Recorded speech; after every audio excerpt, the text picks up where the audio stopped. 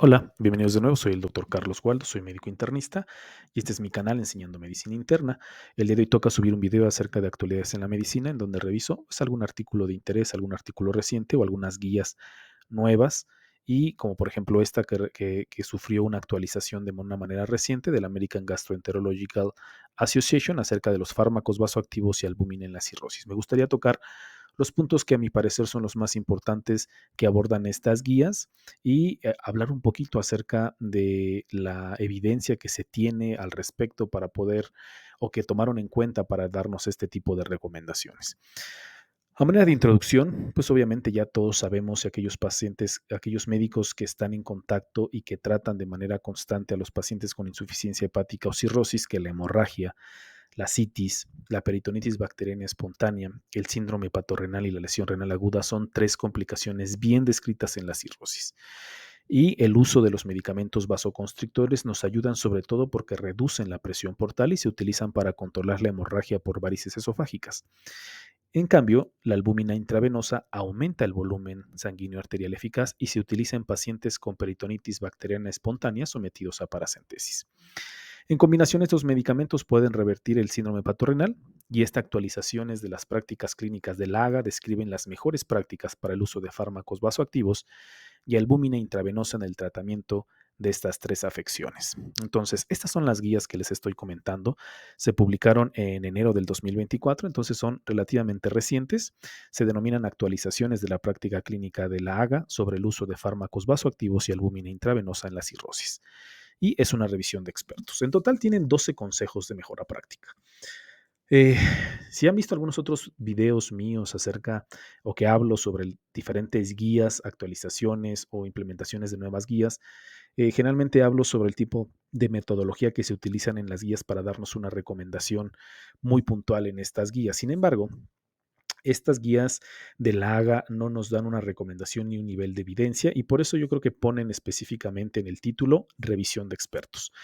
Ellos nos dan consejos de mejores prácticas, pero no nos dan una recomendación con evidencia científica, es decir, no nos ponen cuál fue, no nos, por ejemplo, no utilizan la metodología GRADE, sino que es un consejo de expertos, sobre todo porque ustedes van a ver ahorita que empecemos a revisar los consejos que ellos nos dan, que existen todavía muchas lagunas en algunas de esos consejos, no existe una evidencia tajante en algunas de ellas y por eso terminan siendo pues consejos de mejora práctica de consejos de expertos. Entonces, eso sí bien importante dejarlo claro porque hay algunas otras guías que nos ponen la evidencia científica y el grado de evidencia y recomendaciones bien establecida. En estas guías no nos las ponen y nos las dejan solamente como consejos de mejoras prácticas. Son 12 en total las que nos ponen en las guías. No voy a hablar de cada una de ellas. Voy a hablar sobre las que para mí, a mi parecer, son las más importantes. E inclusive en algunas voy a juntar dos consejos porque hablan prácticamente del mismo tema y los puedo resumir de una mejor manera. Pero de todas maneras les voy a poner de manera textual como vienen en las guías. Si las pueden bajar y leerlas, la verdad es que son muy cortitas, son 9 páginas. Entonces las pueden leer, la verdad es que bastante rápida y también para que lean la evidencia científica en la que se basaron para dar estos consejos y que sobre todo vean que pues hay ciertas limitantes en estos consejos que nos ponen los expertos. Entonces vamos a empezar con la primera.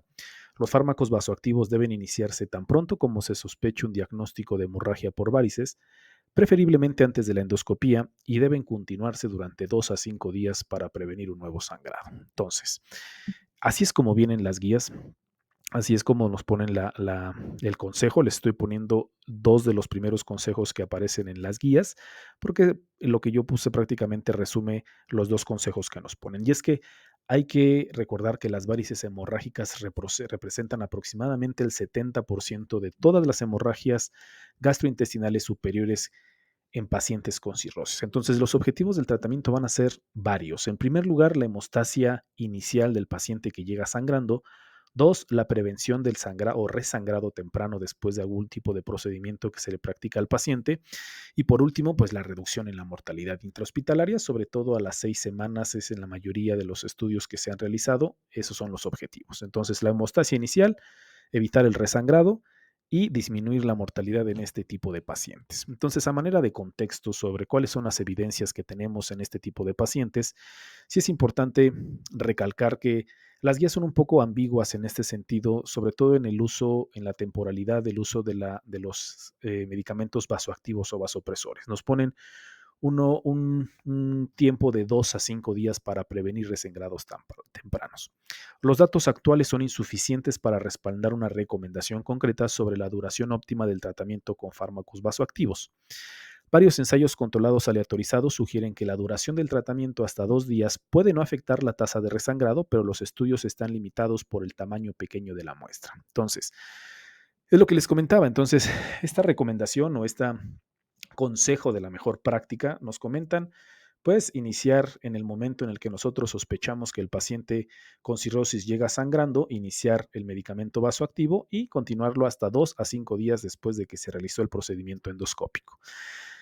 Por lo tanto, aunque el diagnóstico, si bien nosotros sabemos de una hemorragia varicial aguda, solo puede confirmarse durante la endoscopía porque realmente no tenemos algún dato clínico que nos oriente de una manera precisa que el paciente está cursando con este sangrado. Si acaso, pues bueno, los pacientes pueden llegar a sangrar más que algún otro tipo de sangrado y pueden deteriorarse de una manera clínica mucho más rápida, pues no es una constante en todos los pacientes. Los pacientes con cirrosis también pueden estar propensos o en riesgo de tener algún otro tipo de causa de hemorragia superior, por ejemplo, que tenga una úlcera péptica o que el paciente tenga sangrado de la gastropatía portal, en fin. Entonces pueden ser algunas otras causas las que estén generando sangrado del tubo digestivo alto en este tipo de pacientes. Sin embargo, al no tener datos clínicos fehacientes de que esta es la causa o esta otra es la causa, en todos los pacientes con cirrosis que se presentan al servicio de urgencias o al servicio de medicina interna con sangrado, se debe iniciar fármacos vasoactivos tan pronto como sea posible. Y de preferencia antes de la endoscopía y o ya sea diagnóstica o terapéutica. Entonces, eh, los fármacos vasoactivos para la hemorragia varicial aguda se pueden dividir en somatostatina y sus análogos, o creotide en la mayoría de los países, y vasopresina y sus análogos terlipresina. Estos fármacos vasoactivos actúan mediante vasoconstricción en la circulación esplácnica y por lo tanto reducen la presión portal, lo que a su vez va a generar que haya un menor sangrado y puede detener la hemorragia aguda hasta en el 80% de los casos, facilitando la hemostasia endoscópica posterior. Al disminuir el sangrado es mucho más fácil que el endoscopista pueda encontrar el origen del sangrado y hacer los procedimientos que sea necesario. Entonces, ¿cómo podemos definir el tiempo que le vamos a dar al paciente? El paciente, o todos les damos 5, o todos les damos 2, o qué pacientes serían los más beneficiados de acortar el tratamiento o llevarlo hasta los 5 días que nos mencionan las guías. Pues bueno, a manera de que nosotros tomemos una decisión individualizada en los pacientes, las guías nos comentan lo siguiente. Hay factores de riesgo conocidos de resangrado temprano y mortalidad hospitalaria después de la hemorragia que se pueden dividir pues en los hallazgos que nos hayan reportado en la endoscopía, que el endoscopista nos diga, por ejemplo, el paciente tenía un sangrado activo identificado durante la endoscopía, que encontró un coágulo en una varice, la extensión de las varices, el número de bandas colocadas si es que se llevó a cabo la ligadura de las varices y, por otro lado, de manera clínica, la gravedad de la cirrosis. ¿Qué tan avanzado tiene el problema de insuficiencia hepática el paciente? Por ejemplo, si tiene un MELT elevado o un Child-Pugh C el paciente, pues es una enfermedad que está avanzada. Entonces, en este sentido, si el paciente está con datos de sangrado activo o con estos datos que les comenté en la endoscopía y tiene una enfermedad hepática avanzada, quizá valga la pena llevarlo hasta los 5 días. Y algunos pacientes quizás se vean beneficiados solamente de 2 días, sobre todo si tienen un Child-Pugh A, un Child-Pugh B y no hay un sangrado activo identificado durante el procedimiento endoscópico. Quizá estos pacientes se vean beneficiados solamente con un curso corto de fármacos vasoactivos de 2 días. Pero por eso hay que individualizar el tiempo de tratamiento en este tipo de pacientes. También en las guías van a encontrar esta tablita que me pareció bastante útil, sobre todo para aquellos médicos que se encuentran en el servicio de urgencias o en el servicio de medicina interna para que la tengan a la mano y que puedan ver las dosis o la posología de los fármacos que se tienen para el uso de este tipo de problemas, o creotide, somatostatina, terlipresina, cuál es la dosis inicial o la dosis bolo y la dosis de mantenimiento. Entonces, este está bastante bien, si lo pueden descargar, bajar, tenerlo a la mano, sobre todo aquellos médicos que se encuentran en estos servicios, sería lo ideal. Otra de las recomendaciones, o bueno, más bien de los consejos que nos dan las guías, es el ocreótido sigue siendo el fármaco vasoactivo de elección dado su perfil de seguridad. Así es como viene en este consejo y pues, a manera de contexto ya no se recomienda la vasopresina en pacientes con hemorragia varicial aguda debido al alto riesgo de eventos adversos cardiovasculares. En una revisión sistematizada y un metaanálisis actualizados en 2021 que incluyeron exámenes controlados aleatorizados, el uso de terlipresina o vasopresina en comparación con ocreotide o somatostatina resultó en tasas similares de mortalidad, hemostasia, resangrado temprano, es decir, menos de 5 días, o resangrado tardía, más de 5 días, transfusión de sangre y estancia hospitalaria. Entonces, tenían la misma función o tenían los mismos beneficios. Sin embargo, los eventos adversos aumentaron 2.39 veces en pacientes que recibieron terlipresina o vasopresina y los eventos adversos que aumentaron considerablemente en el grupo de terlipresina-vasopresina incluían dolor abdominal, dolor torácico, diarrea e hiponatremia. Entonces, ya no se recomienda la vasopresina en este tipo de pacientes hay otra revisión sistematizada que nos comentan en las guías y es un metaanálisis que incluyó 3.344 pacientes de 30 estudios controlados aleatorizados. La terlipresina fue menos efectiva que la ocreotida en términos de control de la hemorragia en 24 horas y la terlipresina también tuvo un mayor riesgo de complicaciones que la somatostatina. Entonces, ninguno de los medicamentos obviamente está libre de efectos secundarios, sin embargo, pues está el temor de los efectos adversos cardiovasculares, por lo cual pues, ya no se recomienda, ya no la recomiendan en estas guías. Otro punto, se debe administrar albúmina intravenosa en el momento de la paracentesis de gran volumen o aquellas paracentesis que sean mayores a 5 litros. Eh, Se recomienda la paracentesis en pacientes con cirrosis y ascitis que no responden a los diuréticos o que la ascitis encuentra tensión. Si bien la paracentesis de gran volumen, es decir, por arriba de 5 litros, no produce efectos hemodinámicos o renales activos si bien se realiza en una sola ocasión, aquellos pacientes que se debe de realizar de manera constante o varias paracentesis de gran volumen en un periodo corto de tiempo, se ha visto que tienen bastantes problemas. Por ejemplo, en este ensayo clínico aleatorizado se incluyeron 105 pacientes con ascitis a tensión, diario se le realizó una paracentesis por arriba de 5 litros, no acompañadas de albúmina intravenosa y se asociaron con lesión renal aguda en el 21% de los pacientes, mientras que en aquellos pacientes que recibieron albúmina no se presentó lesión renal aguda. Entonces, además de esta situación, pues he encontrado que la actividad de la renina plasmática y aldosterona plasmática aumentan significativamente 48 horas después de que se realiza una paracentesis de estas características o de gran volumen. Y en el grupo control no se presentó este tipo de problema. Entonces, este aumento de la renina plasmática después de paracentesis de gran volumen la han denominado disfunción circulatoria post-paracentesis, que esto resulta de la vasodilatación y la consiguiente disminución del volumen sanguíneo arterial efectivo. Entonces, hasta que haya más evidencia disponible, las pautas de la sociedad, estas pautas de las guías de la AGA establecen que se recomienda una infusión de albúmina en el momento que la paracentesis de gran volumen de más de 5 litros, sobre todo para mitigar el riesgo de disfunción circulatoria post-paracentesis. Otro consejo que nos comentan es que se puede considerar la albúmina intravenosa en pacientes con peritonitis bacteriana espontánea, pero no se debe administrar en pacientes, hospitalizados o no, con ascitis no complicada. Aquí estoy juntando dos de los consejos que nos ponen en las guías, los resumí de una manera lo mejor que sea posible y es que a manera de contexto la lesión renal aguda es una complicación que todos sabemos de la peritonitis bacteriana espontánea y que ésta puede llegar a progresar a un síndrome patorrenal. Incluso después de la resolución de este proceso infeccioso, es el predictor más fuerte de muerte en pacientes con peritonitis bacteriana espontánea. Por lo tanto, es esencial prevenir o tratar la lesión renal aguda tan pronto como se diagnostica este problema. El mecanismo de la lesión renal aguda en este tipo de pacientes es la inflamación sistémica que conduce a vasodilatación, hay una disminución del volumen sanguíneo arterial efectivo y que esto lo podemos mejorar con la aplicación de albúmina. En diversos estudios se ha encontrado menos tasas de lesión renal aguda con el uso de albúmina.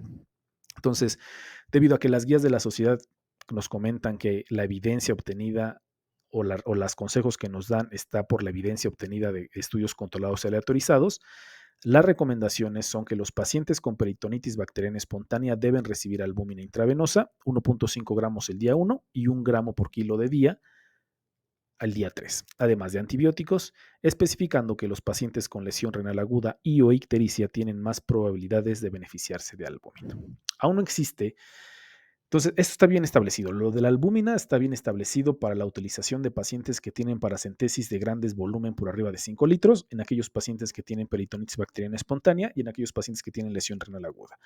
Fuera de esas indicaciones, no existen estudios controlados aleatorizados que demuestren más allá de la duda el beneficio fuera de estas circunstancias.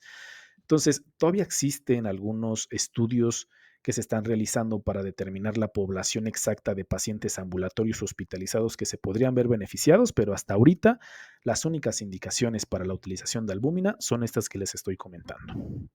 Otro punto, la albúmina intravenosa es el expansor de volumen de elección en pacientes hospitalizados con cirrosis y ascitis que presentan lesión renal aguda. Entonces, es otra de las indicaciones que les comentaba para el uso de la albúmina en estos pacientes. En pacientes con cirrosis que presentan lesión renal aguda y evidencia de depresión de volumen intravascular, las recomendaciones actuales incluyen una prueba de expansión de volumen específicamente con albúmina, porque eso es lo que se ha encontrado la evidencia, no utilizar otro tipo de coloides, ningún otro tipo de coloides o otro tipo de gelatinas. Esas no han demostrado un beneficio, es específicamente el uso de albúmina. Entonces no se vayan con la finta de que probablemente utilizando algún otro tipo de coloide o algún otro tipo de gelatina tengamos el mismo beneficio. Los estudios que se han realizado y la evidencia que se tiene es específicamente con albúmina. Para una dosis de 1 gramo por kilo de peso corporal al día, 2 días consecutivos con un límite de 100 gramos al día. Esto se basa en el hecho de que en la cirrosis con ascitis la albúmina es más efectiva para restaurar el volumen sanguíneo arterial efectivo que las soluciones cristaloides, como por ejemplo la solución salina, la solución Harman. La albúmina tiene una mejor respuesta en este tipo de pacientes. La falta de respuesta a la expansión del volumen con albúmina es uno de los criterios diagnósticos para el síndrome hepatorrenal. Sin embargo, la administración rutinaria de una dosis fija de albúmina en cualquier paciente con este tipo de problema podría ser insuficiente o provocar sobrecarga de volumen, porque sí, hay varios estudios que se han utilizado con albúmina fuera de las indicaciones que ya les comenté y la verdad es que la metodología no es del todo adecuada y tenemos resultados mixtos. Algunos estudios comentan que los pacientes pueden tener una mejoría en la estancia intrahospitalaria y la mortalidad. Sin embargo, les vuelvo a repetir con metodología un poquito no del todo clara. Y hay algunos otros estudios que nos comentan que el uso de albúmina de manera general a todos los pacientes con cirrosis puede provocar una sobrecarga de volumen importante e incluso provocar edema agudo pulmonar. Entonces, hay que tener mucho cuidado y saber las indicaciones precisas en el uso de la albúmina en este tipo de pacientes. Otra es la terlipresina, que se puede administrar a través de una vía periférica y no requiere vigilancia en cuidados intensivos. Es el fármaco vasoactivo preferido para el síndrome hepatorrenal. Se puede considerar el uso simultáneo de albúmina al tener en cuenta el estado de volumen del paciente. El mejor nivel de evidencia para el uso de vasoconstrictores o vasopresores en el síndrome hepatorrenal proviene de estudios controlados aleatorizados, controlados con placebo que utilizan terlipresina. Encontraron una mejoría de la función renal y una disminución de la necesidad en terapia de reemplazo renal. Sin embargo, pues no hubo una disminución en la mortalidad, lo que podría esperarse porque la terlipresina no tiene ningún impacto sobre la enfermedad hepática subyacente, solamente sobre el estado circulatorio del paciente. Y por último, el uso de la terlipresina está contraindicado en pacientes con hipoxemia y en pacientes con isquemia coronaria periférica o mesentérica en curso. Eso es bien importante, saber en qué pacientes no está indicada, en qué pacientes está contraindicada. No lo podemos utilizar en todos los pacientes que tienen cirrosis. Hay que tomar en cuenta estas situaciones en quienes no está indicada este tipo de medicamento.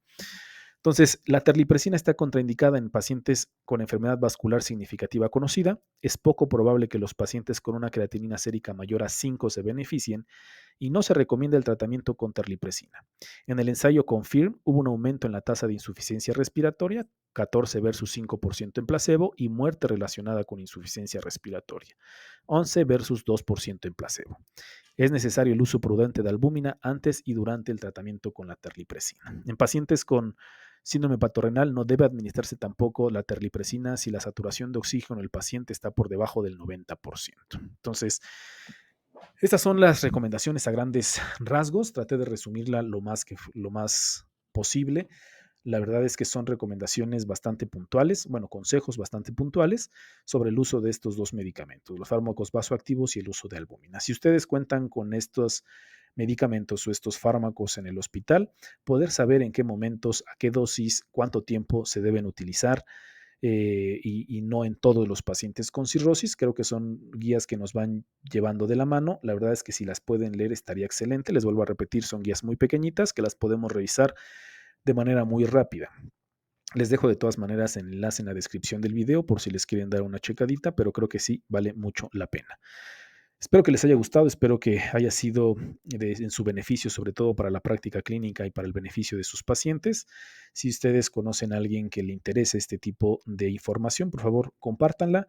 Y si no conocen a nadie, de todas maneras, compártanla, no les cuesta nada, es gratuito, denle un like, déjenme un comentario y esto me ayuda muchísimo a crecer mi canal y poder llegar a muchas más personas para la actualización en algunas enfermedades y patologías como esta. Espero que haya sido de su agrado, que tengan un bonito día y una excelente semana.